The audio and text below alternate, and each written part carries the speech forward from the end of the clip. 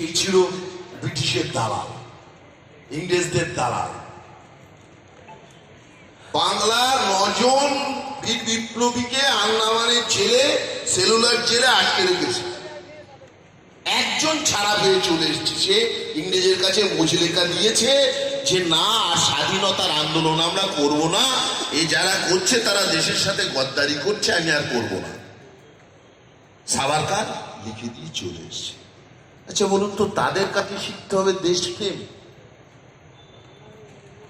যে দেশ ঠাকুর রামকৃষ্ণ পরমহংসদেব, নিমাই সন্ন্যাস, লালন ফকির, কবিরকে চেনে, আপনি কোথাকার হরিদাস পাল? আপনি বলে দিলেন সংখ্যালঘুরা থাকবে না, থাকবে না, জমিদারি নাকি?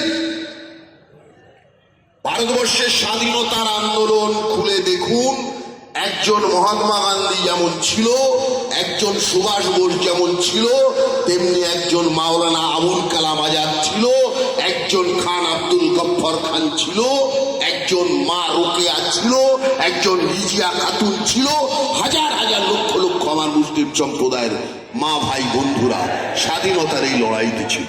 দেশ আপনার নাকি? দেশ আপনার নাকি? এ ভারত